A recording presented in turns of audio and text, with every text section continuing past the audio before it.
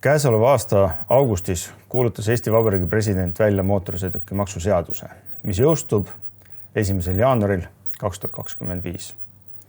Mootorsõidukimaks hakkab koosnema kahest osast: aastamaksust, mida hakkab koguma Maksu- ja Tolliamet, ning registreerimistasust, mida hakkab koguma Transpordiamet sõidukite registreerimistoimingu eel.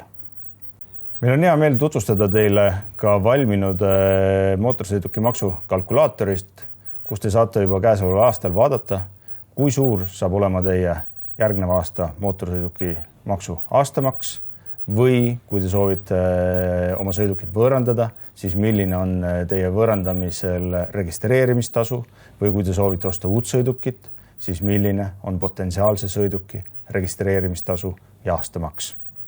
Külastades Transpordiameti kodulehte, leiate te meie kodulehe pealt alamlehelt sõidukid ja maanteeliiklus, võtate lahti sõidukid, mootorsõidukimaks.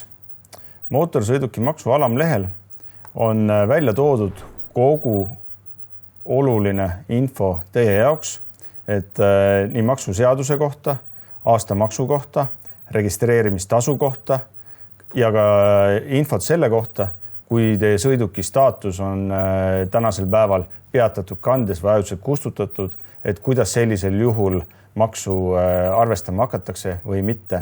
Et nagu me teame, siis järgneval 2 aastal, 2025. ja 2026. aastal ajutiselt kustutatud ja peatatud kandega sõidukitel mootorsõidukimaksu aastamaksuna ei laiene. Nii, aga liigume siit siis edasi e-teenindusse Transpordiameti kodulehekülje peal, et kus te siis leiate informatsiooni selle kohta, et on siin olemas mootorsõidukimaksu kalkulaator ja on olemas siis sõiduki taustakontroll. Et ennem, kui isegi soovite andmeid vaadata olemasoleva sõiduki kohta, siis tegelikult oleks otstarbekas vaadata üle ka sõiduki andmed, et need oleksid teil ka nii-öelda korrektsed, ajakohased ja ühtlasi võite kontrollida ka e-teeninduses, et alati teie kontaktandmed oleksid ajakohased, nii telefoninumber kui e-posti aadress.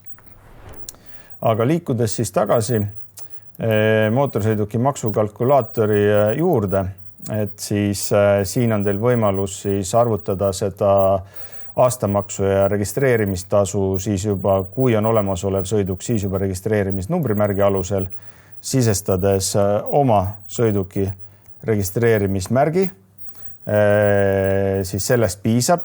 Vaikimisi on siin ka üks kuupäev, mis siin on, kuhu on 31.12.2024. Et see on siis kuupäev, kui te peaksite järgmine aasta näiteks oma sõidukit soovima müüa või osta, siis te sisestate ostukuupäeva, aga kui on ta vaikimisi 31.12.2004, siis te saate ka täpselt 25. aasta aastamaksu ja potentsiaalse registreerimistasu 1. jaanuari 2025 seisuga. Ja kui nüüd vajutada nupule arvuta, siis sellisel juhul te näete kenasti siin kohe väljade peal nii mootorsõiduki aastamaksu lõppsummat, saate vajutada veel makse koosneb, et millistest komponentidest koosneb, samamoodi ka registreerimistasul, et aastamaks siis koosneb nii baasosast, eriheitme osast kui massi osast. Kuna massi osa antud sõidukil on alla piirväärtus, siis massikomponentidel eraldi juurde ei tule, aga temal siis on siis baasosa ja eriheitme osa. Ja kuna tegemist on ka siis 2016. aastal registreeritud sõidukiga, siis sellisel juhul arvestatakse ka temal vanuse koefitsienti. Kui sõidukit liiklusregistris arvel ei ole, siis sellisel juhul on teil võimalus sõiduki registreerimistasu ja aastamaks arvutada välja ka tehniliste parameetrite põhjal ja prognoosides ka siis võimaliku registreerimise kuupäeva. Et selleks te peate esmalt valima, millise sõiduki te ostate. Kui te ostate siis sõiduauto või väikekaubiku või autosuvila, siis sellisel juhul jah, neil on registreerimistasu. Mootorratastel ATV-del registreerimistasu ei ole. Et siit siis valime näiteks sõiduauto, esmaregistreerimise kuupäev, kui ta on siin mõningad aastad vanad, siis te valite siit kuu, millal on sõiduki esmaregistreerimine, valime siit aasta 2020, 1. juuli, et see on üldjoontes ka sõiduki päritolumaa registreerimisel tunnistuselt leitav, et millal sõiduk esmakordselt ka kui ta ei ole Eestis registreeritud, siis lähteriigis arvele võeti.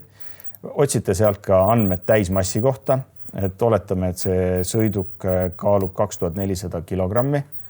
Valite mootori tüübi, on ta sisepõlemismootoriga, hübriid, välise laadimise võimaluseta, pistikhübriid, välise laadimisvõimalusega ehk siis elektrijuhtmega laetav, täiselektriline, et see on oluline komponent, et oletame, et see sõiduk on sisepõlemismootoriga ja siin on valikud, et CO2 eriheitme osa, et kas VLTP, NEDEC või puudub.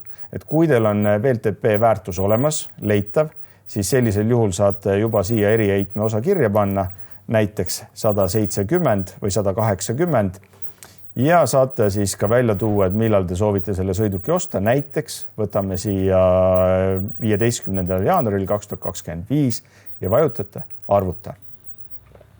Ja saate vaadata täpselt samamoodi, millest ta koosneb ja selle pealt juba teha oma teadlikud valikud ja otsused. Meeldetuletuseks veel kindlasti kõigile ütlen, et kellel on juba täna olemasolevad sõidukid, et kindlasti tutvuge Transpordiameti e-teenindus oma sõidukite andmetega, millised sõidukid teil on, millised on sõidukite tehnilised andmed ja kui tekib küsimusi, siis kindlasti võtke Transpordiametiga ühendust ja vajadusel saame täpsustada, selgitada või kui on ka vajadus mingite andmete korrigeerimiseks, parandamiseks, kui see on põhjendatud.